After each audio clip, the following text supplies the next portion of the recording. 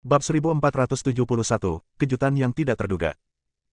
Julian meremehkan kekuatan kutukan 400.000 orang. Kekuatan gabungan dari kutukan 400.000 orang begitu menakutkan sehingga dia tidak dapat menahannya untuk sementara waktu. Pada saat ini, dia dipenuhi luka-luka, dan di bawah pengaruh kutukan, kondisi mentalnya sangat buruk, keinginannya sedikit kabur, dan ada suara mendengung di kepalanya, seolah-olah seseorang sedang memukul kepalanya dengan sebuah benda berat. Dia mengaktifkan kekuatan di tubuhnya untuk memaksa dirinya bangun, dan kemudian mengaktifkan segel giok untuk menekan kekuatan kutukan di tubuhnya. Medan magnet di sekitar tubuhnya begitu menakutkan sehingga para prajurit yang kekuatan terkutuknya telah diserap berdiri satu demi satu dan terus mundur, menjauh dari Julian.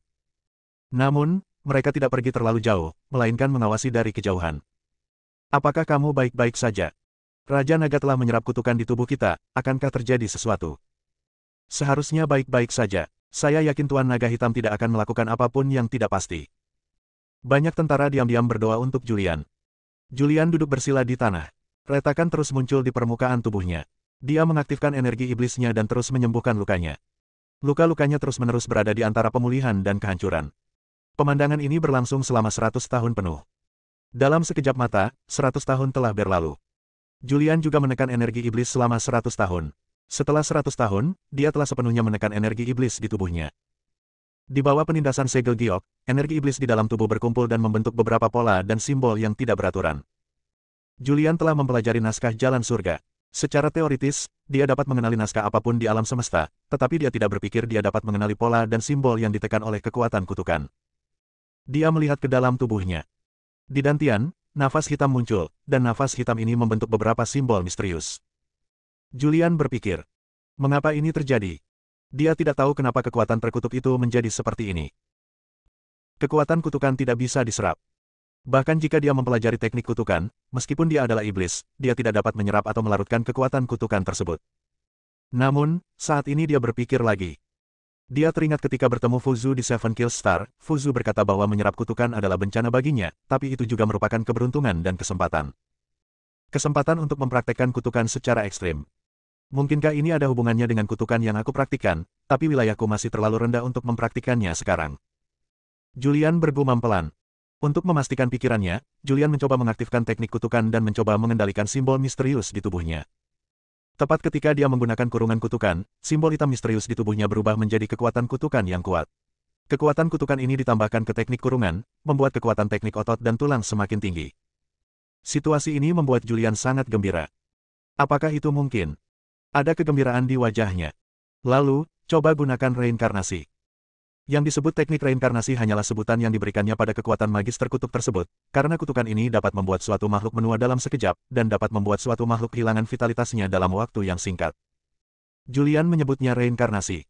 Dalam pemahamannya, proses reinkarnasi adalah dari lahir sampai mati. Reinkarnasi.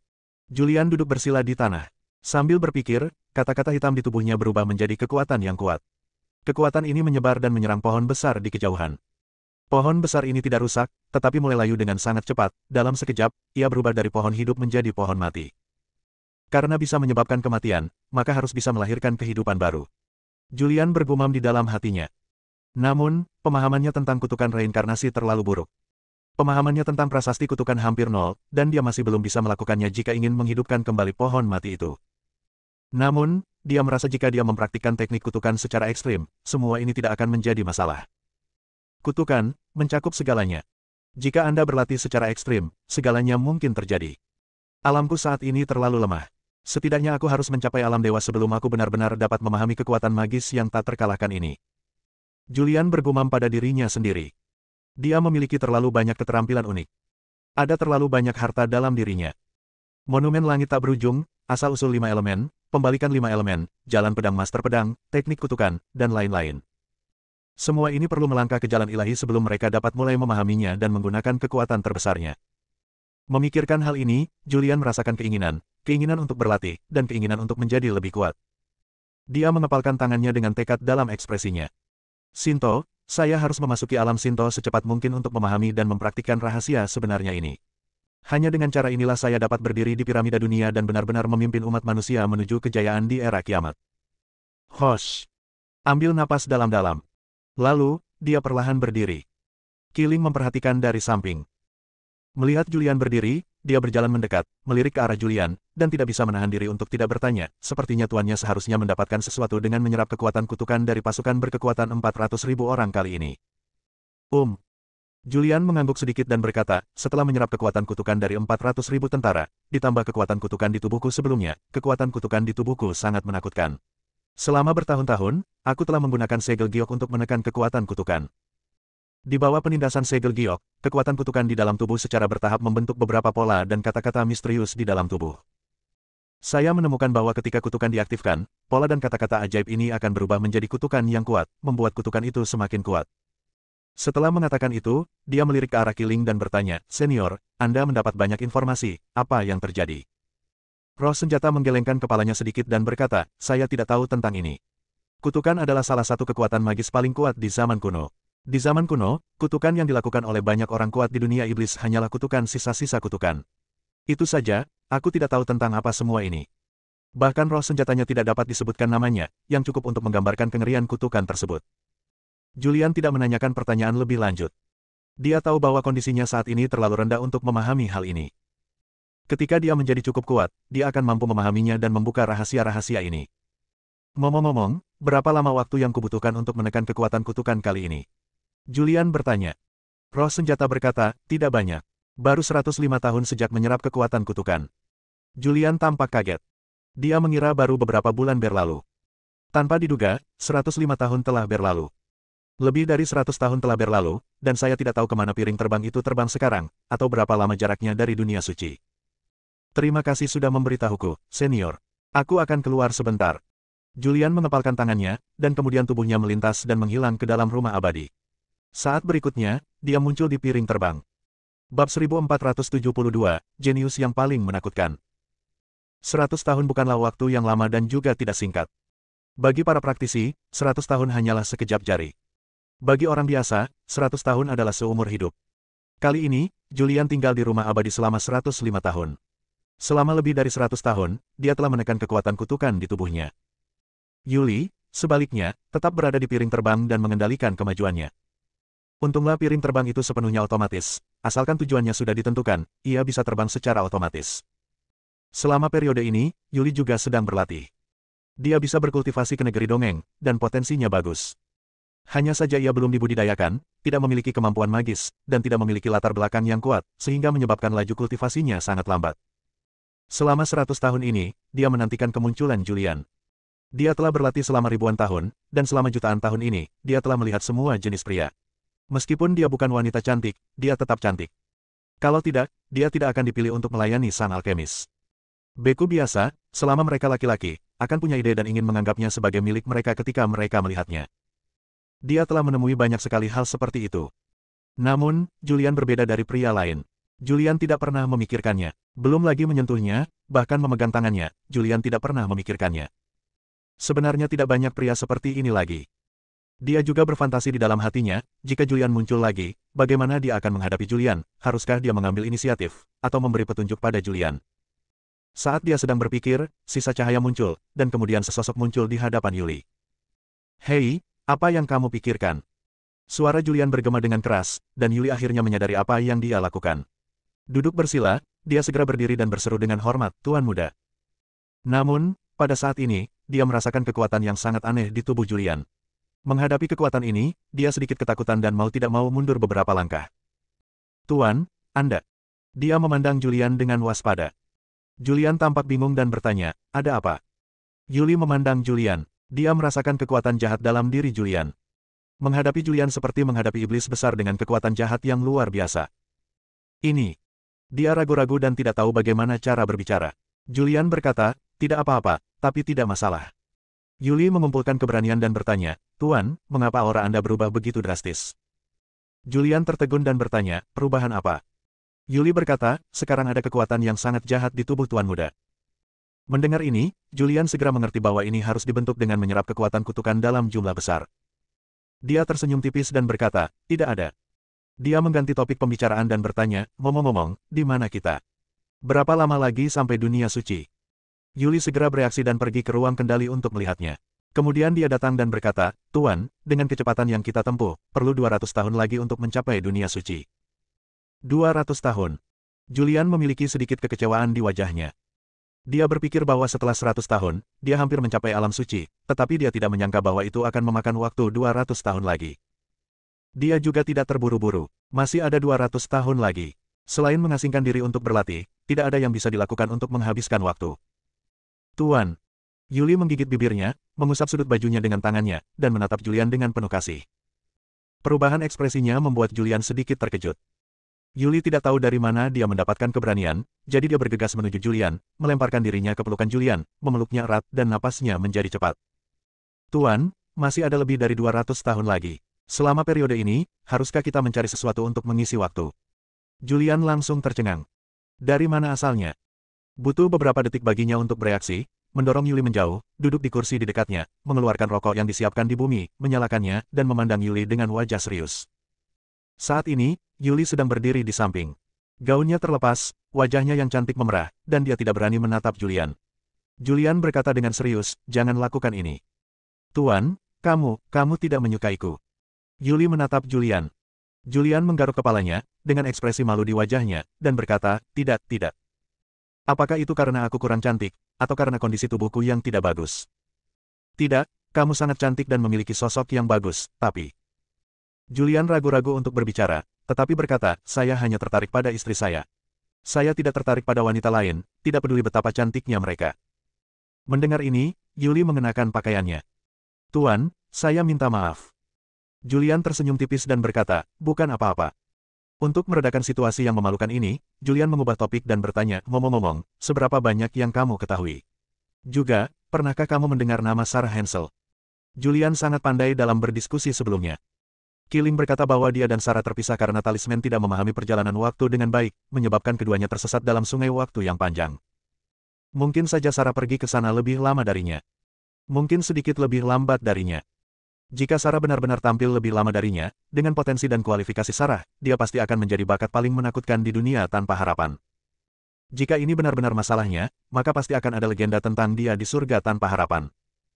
Itu sebabnya Julian bertanya, "Sarah?" Yuli melamun. Setelah beberapa saat, dia berkata, "Saya belum pernah mendengar nama ini. Mungkin saya bodoh. Surga tanpa harapan begitu besar. Saya bahkan tidak tahu kaisar hebat apa yang ada di dunia ini. Bagaimana bisa saya tahu tentang nama Sarah?"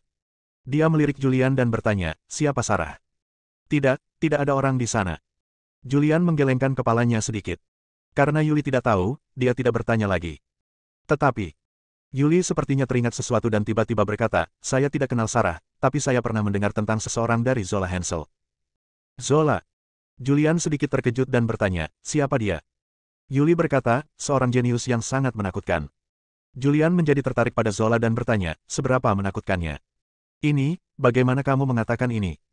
Yuli berpikir sejenak dan berkata, "Begini, Zola dikenal sebagai jenius paling menakutkan sejak kelahiran surga tanpa harapan. Dikatakan bahwa dia dapat berbicara segera setelah dia lahir, mulai berlatih pada usia 3 tahun, mengatasi kesengsaraan pada usia 10 tahun, menjadi abadi pada usia 20 tahun, dan memasuki alam dewa pada usia 100 tahun. Hanya puluhan ribu tahun telah berlalu sejak itu. Sekarang, dia telah berdiri di puncak dunia ini. Dikabarkan bahwa dia sekarang berada di alam kuasi kaisar." Bab 1473, Alam Roh Sejati. Di dunia surga tanpa harapan, Anda tidak perlu mengetahui kaisar hebat mana yang ada di dunia ini, tetapi ada satu orang yang harus mengetahuinya. Itu adalah Zola. Reputasi Zola terlalu bagus. Hidupnya adalah legenda. Dari saat dia lahir hingga menjadi kaisar semu, hanya butuh waktu 30.000 tahun. 30.000 tahun untuk menjadi kaisar semu. Benar-benar menakutkan. Tempat keberadaan Zola adalah sebuah legenda, dan jalan yang dilaluinya adalah sebuah legenda. Ketika Yuli berbicara tentang Zola, dia tidak bisa tidak mengaguminya, dan berkata, bakat Zola benar-benar terlalu kuat. Dia menjadi kaisar semu hanya dalam puluhan ribu tahun. Ini belum pernah terjadi dalam sejarah alam surga tanpa harapan. Zola. Julian bergumam pelan. Meskipun keduanya memiliki nama keluarga Hansel, itu mungkin tidak ada hubungannya dengan Sarah. Dia tidak lagi memikirkan Zola. Masih ada 200 tahun lagi. Saya akan mengasingkan diri dulu. Saya akan pergi sebelum mencapai alam suci tanpa harapan. Ya, oke. Yuli mengangguk. Setelah itu, Julian memasuki rumah abadi lagi. Setelah memasuki Immortal Mansion, dia langsung pergi ke Time Room. 200 tahun di dunia luar adalah waktu yang lama di rumah waktu. Dalam tahun-tahun yang panjang ini, wilayah kekuasaannya pasti akan mencapai tingkat yang lebih tinggi. Setelah memasuki ruang waktu, dia mulai mundur. Duduk bersila di tanah, dia mengaktifkan teknik pikiran pembalikan 5 elemen dan mulai menyerap kekuatan kuat yang terkandung di rumah abadi untuk meningkatkan kekuatan abadi miliknya. Kekuatannya meningkat tanpa disadari. Segera dia mencapai puncak keabadian tingkat ke-6. Setelah mencapai puncak keabadian tingkat ke-6, dia mulai menekan wilayahnya sendiri dan secara paksa menekannya ke tahap awal keabadian tingkat ke-6. Lalu, teruslah berlatih. Dia telah mencapai keabadian tingkat ke-6. Kali ini, dia tidak bisa lagi menekan wilayahnya, dan dia berencana untuk menerobos. Namun, karena ada kekuatan kutukan di tubuhnya, dia juga menjadi berhati-hati. Dia mengeluarkan segel gioknya terlebih dahulu dan menekan kekuatan kutukan tersebut untuk mencegah kekuatan kutukan tersebut menimbulkan masalah saat dia menerobos. Setelah bersiap sepenuhnya, dia mulai memilih untuk menerobos. Begitu cerminnya pecah, segel di dalam tubuhnya muncul, dan dia hanya bisa membuka segelnya secara perlahan. Saat alam meningkat, kekuatan segel menjadi semakin kuat. Sekarang sulit bagi Julian untuk membuka segelnya seperti untuk mencapai langit dan mencapai jalan abadi. Setelah memasuki alam abadi tingkat ke-7, Julian untuk sementara keluar dari ruang waktu, beristirahat di rumah abadi sebentar, dan mengobrol dengan 400.000 prajurit di rumah abadi selama beberapa bulan. Beberapa bulan kemudian, Julian mengasingkan diri lagi. Masuk ke ruang waktu lagi. Pelatihan kali ini berjalan sangat lancar. Kekuatannya meningkat tanpa disadari, dan dia mencapai tingkat keabadian ke-7 sebelum dia menyadarinya. Dia sekali lagi memilih keadaan penindasan. Baru setelah dia tidak bisa menahannya, dia memilih untuk memecahkan cermin. Dia berlatih di Time Immortal Mansion. Lupa keberadaan waktu. Keabadian tingkat ke-8, keabadian tingkat ke-9, dan keabadian tingkat ke-10. Baru setelah dia mencapai tingkat keabadian ke-10 dia berhenti untuk sementara. Alam telah mencapai tingkat ke-10 dari Dao Abadi, tetapi kekuatan fisiknya belum banyak meningkat. Ia hanya mencapai tingkat ke-9 dari Dao Abadi. Sebelumnya, kekuatan fisiknya selalu lebih kuat dari wilayahnya, tetapi sekarang wilayahnya telah melampaui dirinya untuk pertama kalinya. Setelah lama mengasingkan diri, Julian juga merasa sedikit bosan. Dia berhenti berlatih dan keluar dari Immortal Mansion. Di piring terbang. Begitu Julian muncul, Yuli segera datang, dengan rasa hormat di wajahnya, Tuan Muda. Julian mengangguk, memandang Yuli, dan bertanya, sudah berapa lama saya mengasingkan diri kali ini? Julian berkultivasi di ruang waktu, dan alamnya terus menerobos. Dia tahu bahwa waktu yang lama telah berlalu baginya di ruang waktu, tetapi dia tidak tahu berapa tahun telah berlalu di dunia luar. Yuli berkata, tidak banyak, hanya 50 tahun. 50 tahun. Julian bergumam pelan, dia mengira sudah lama berlalu, tapi dia tidak menyangka itu hanya 50 tahun. Setelah berlatih sekian lama, ia pun merasa sedikit bosan dan bertanya, di mana kita? Apakah ada dunia yang lebih besar di dekat sini? Ayo istirahat sebentar.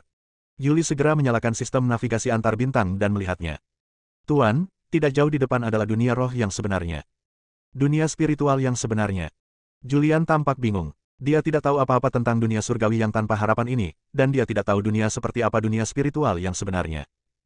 Yuli menjelaskan, dunia roh sejati juga merupakan salah satu dunia terbesar di alam surga tanpa harapan, kedua setelah dunia suci. Selain itu, Zola yang saya katakan sebelumnya adalah manusia di dunia roh sejati. Di dunia roh sejati, ada sekte super. Sekte ini disebut Sekte Zenwu. Zola berasal dari Sekte Zenwu. Dia sekarang adalah tetua dari Sekte Zenwu. Dia lebih rendah dari 1 orang dan lebih tinggi dari 10.000 orang. Setelah mendengar ini, Julian berkata, kalau begitu mari kita pergi ke dunia roh yang sebenarnya dan melihat-lihat. Mendengar ini, Yuli tertawa, Tuan, Zola sangat cantik. Dia tidak hanya super jenius, tapi juga sangat cantik. Dia disebut gadis tercantik di dunia tanpa harapan. Ya. Julian tersenyum tipis. Dia tidak tertarik pada wanita cantik, dia hanya ingin tahu tentang Zola. Dia juga ingin melihat orang seperti apa yang bisa menjadi kaisar semu hanya dalam 30.000 tahun. Dia juga seorang praktisi. Meskipun ia hanya hidup sebentar sejak ia dilahirkan, ia memiliki rumah waktu. Ia sering mempercepat budidayanya di rumah waktu, dan ia telah selamat dari bencana selama 30.000 tahun. Bagaimanapun perhitungannya, dia telah berlatih selama puluhan ribu tahun. Namun, sekarang dia baru mencapai tingkat ke-10 dari alam abadi, dan bahkan belum memasuki alam ilahi, apalagi kaisar semu. Oleh karena itu, dia menjadi tertarik pada Zola. Berapa lama untuk sampai ke dunia roh yang sebenarnya? Julian bertanya. Yuli membuka navigasi antar bintang, dan dalam navigasi tersebut, sebuah planet super muncul. Yuli menunjuk ke planet tersebut dan berkata, ini adalah dunia roh yang sebenarnya. Menurut kecepatan piring terbang, ia akan muncul di dunia roh yang sebenarnya dalam waktu sekitar 1 tahun. 1 tahun bukanlah waktu yang lama. Julian menghela nafas lega. 1 tahun bukanlah waktu yang lama dan berlalu dengan cepat.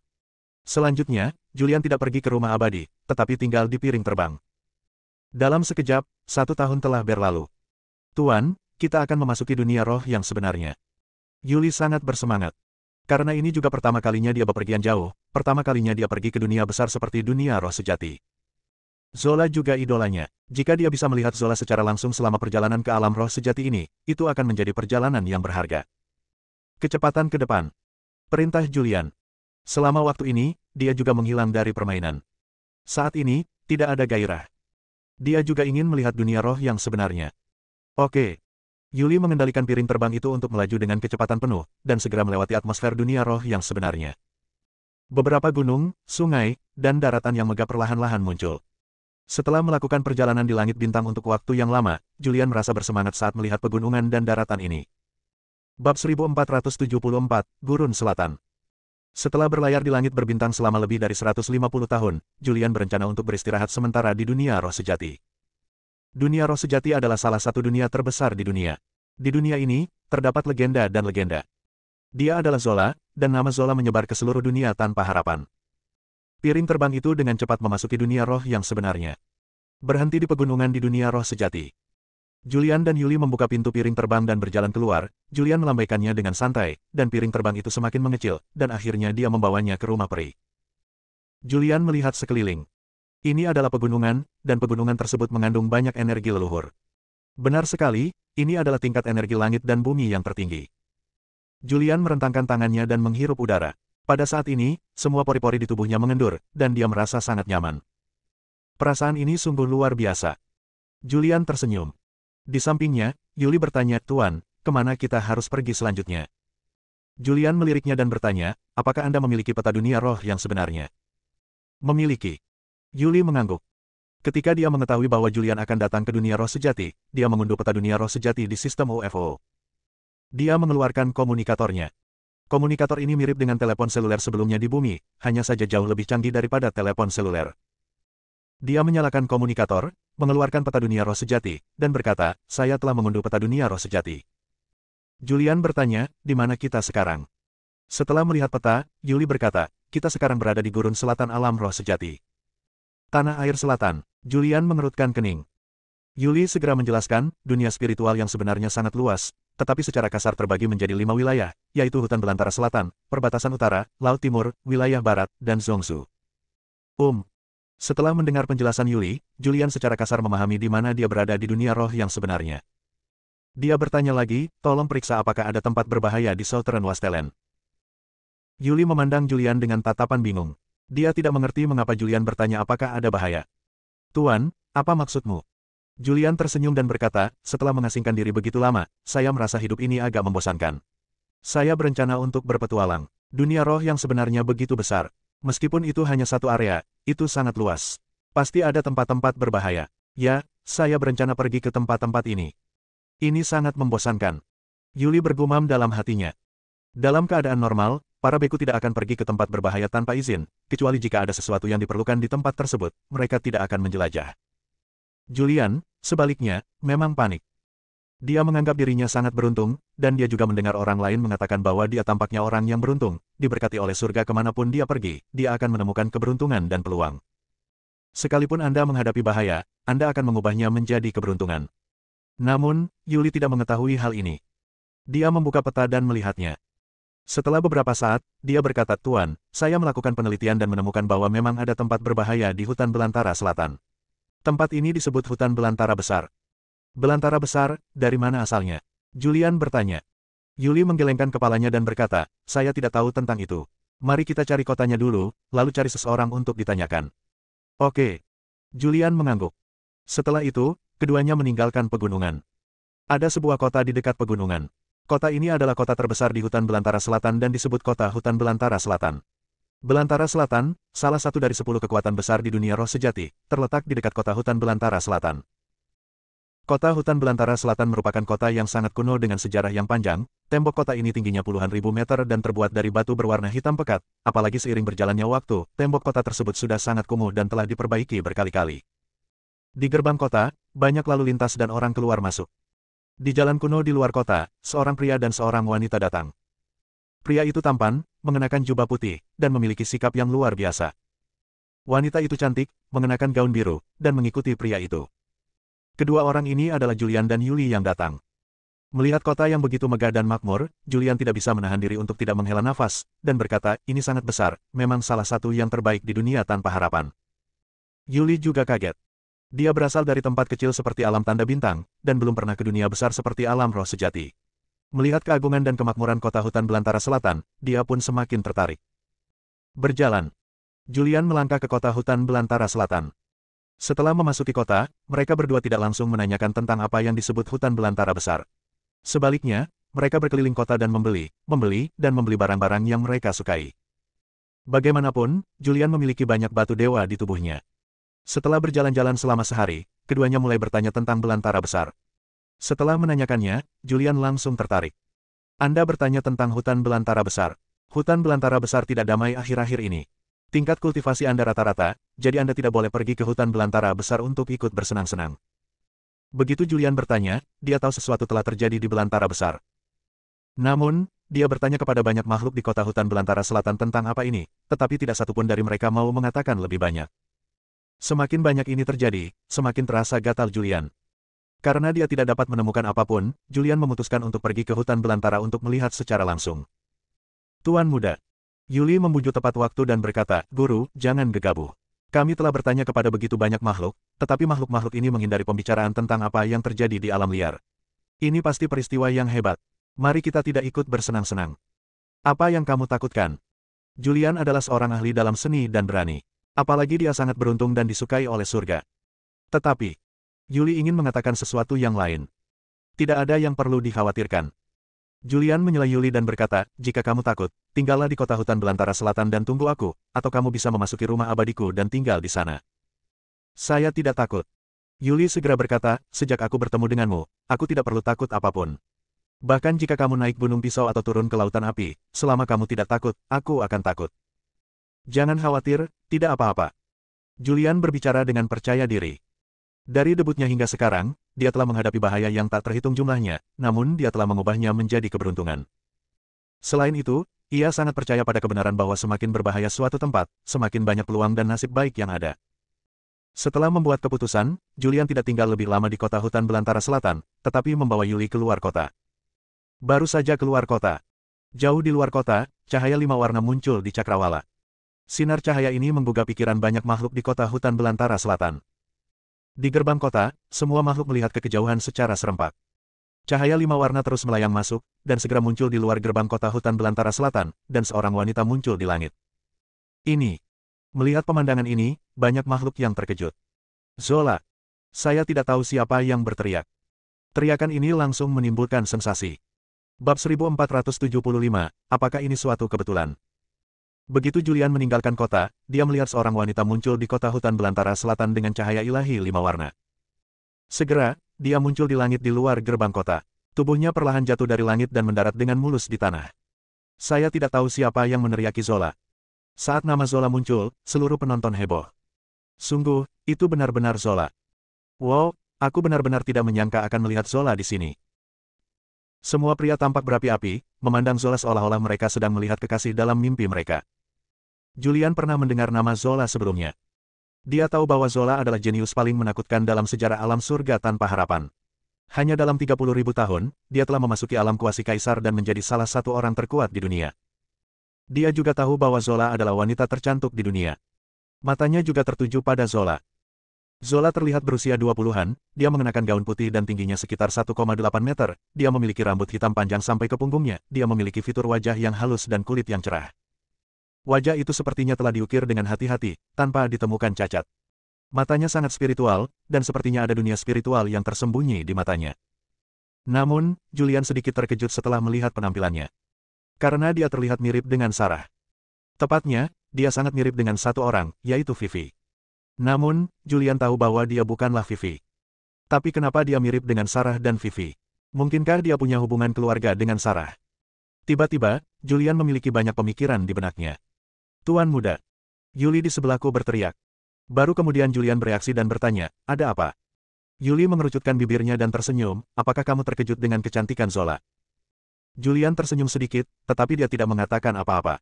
Sekarang, dia hanya ingin mencari tahu apakah Zola ada hubungannya dengan Sarah. Dia ingin berjalan dan bertanya, tetapi dia baru saja mengambil beberapa langkah dan tidak dekat ke Zola. Di kota, sesosok tubuh keluar. Itu adalah seorang pria muda, dia tampak berusia pertengahan 20-an. Mengenakan jubah emas, dia tampan dan memiliki aura atasan. Jenius nomor 1 di kampus selatan. Gustav. Tanpa diduga, bahkan Gustav pun keluar dari pengasingan. Tampaknya situasi di belantara besar tidak optimis. Makhluk yang menyaksikan kegembiraan itu mulai berbicara lagi. Gustav berjalan keluar dan muncul di depan Zola, dengan sentuhan kekaguman di ekspresinya, dan berkata sambil tersenyum, "Zola, selamat datang di kota hutan belantara selatan." Zola melirik Gustav dan mengangguk lembut padanya, yang dianggap sebagai respons terhadapnya. Dia terlihat sangat tenang dan berkata dengan tenang, "Saya datang ke Southern Wilderness untuk pergi ke Great Wilderness. Bagaimana situasi di Great Wilderness saat ini? Apakah ada berita tentang ibu saya?" Gustav menggelengkan kepalanya dan berkata, "Belum, jangan cemas, pergi ke kota dulu, ayo kita diskusikan, lalu pergi ke hutan belantara bersama." Julian ingin berjalan mendekat dan bertanya, tetapi mereka berdua sudah memasuki kota. Julian tetap di tempatnya, dan setelah beberapa saat, dia bertanya, "Apa hubungan antara Ibu Zola dan belantara besar?" Yuli menggelengkan kepalanya, dia juga tidak mengetahui hal ini. Julian melihat sekeliling. Sejumlah besar makhluk berkumpul, termasuk ratusan ribu totalnya. Dia secara acak menarik seorang kultivator laki-laki dan bertanya, "Saudaraku, saya baru saja mendengar Anda mendiskusikan Zola. Apakah Anda sangat mengenal Zola? Tahukah Anda bahwa ibunya terkait dengan Zola? Apa hubungannya dengan hutan belantara?" Pria itu tampak bangga dan berkata, "Saudaraku, kamu telah menanyakan orang yang tepat. Saya tahu sesuatu." Pria itu terus berbicara. Dikabarkan bahwa Zola berasal dari hutan belantara. Itu terjadi 30.000 tahun yang lalu. 30.000 tahun yang lalu, seorang tetua dari Sekte Zenwu menemukan sesuatu yang tidak normal di hutan belantara, jadi dia pergi ke hutan belantara dan membawa bayi keluar. Mengenai apa yang terjadi, tidak ada yang tahu kecuali sesepuh dari Sekte Zenwu. Julian bertanya-tanya dan mengetahui sesuatu, yaitu Zola datang dari hutan belantara. Secara detail, tidak ada yang tahu. Sebelumnya, dia mendengar Zola berbicara dengan Gustav. Mengenai apa yang terjadi, tidak ada yang tahu. Zola, Sarah, dan Vivi sangat mirip. Julian merasa ini bukan suatu kebetulan. Zola mungkin ada hubungannya dengan Sarah. Namun, jika memang ada hubungan, apa hubungannya? Apakah Zola adalah putri Sarah, dan siapa ayahnya? Pada saat ini, Julian merasa bagian atas kepalanya berwarna hijau.